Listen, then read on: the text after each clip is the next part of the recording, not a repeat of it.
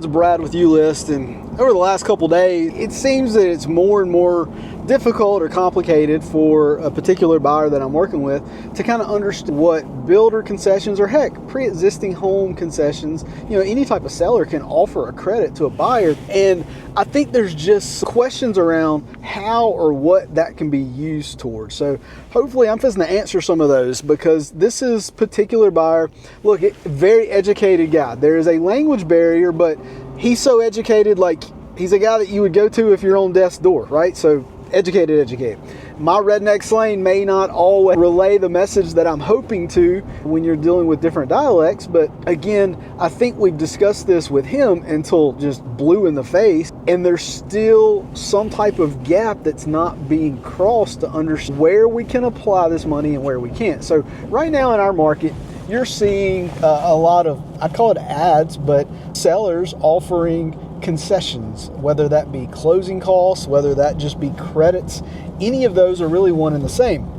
Because when you write an offer, a lot of times you're going to say, I'm going to buy this house for X dollars, and you're going to ask the seller to give you X dollars in closing costs. But what that really means is it can be applied to so many different categories of closing costs in your deal, whether that be the actual fees to close the loan, origination fees, whether that be prepays of taxes and insurances. Sometimes you're going to use that money to buy the rate down. In the markets that we're in right now, you're seeing rates in the mid to high sixes, and if you've got enough seller concessions or credits, you could apply every bit of that to buy points down to ensure that your rate is almost a point lower sometimes. And it just all depends on what the current rate today is, and also what your credit score may be, what you would get on your own. The other idea behind these credits though, and in this one's case, because I told you, he was educated in a certain field, a lot of times you get certain financing options with that. It could be 100% financing. Heck, I've seen 110% financing for this industry specific style loan, because they want to lock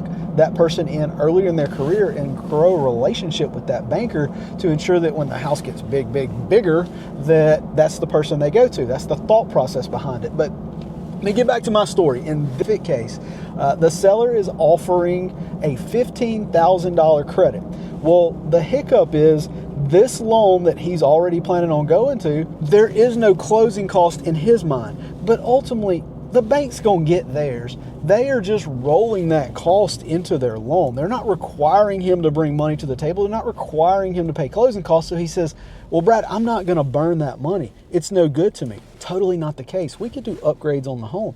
Maybe he wants gutters. New construction, the buyer's typically responsible for the mailbox. We could enclose the yard with a fence. We could do a smart home package where you upgrade with cameras or smart Wi-Fi controlled thermostats for your HVAC. There's so many options that we can apply this to, and it's just not correlating, because all he hears is, my bank doesn't require closing costs. I don't need your credits. Let me get a cheaper price. That is where we have a problem, because when you're talking about lowering the sales price, it hurts the house down the road. It hurts the house across the street.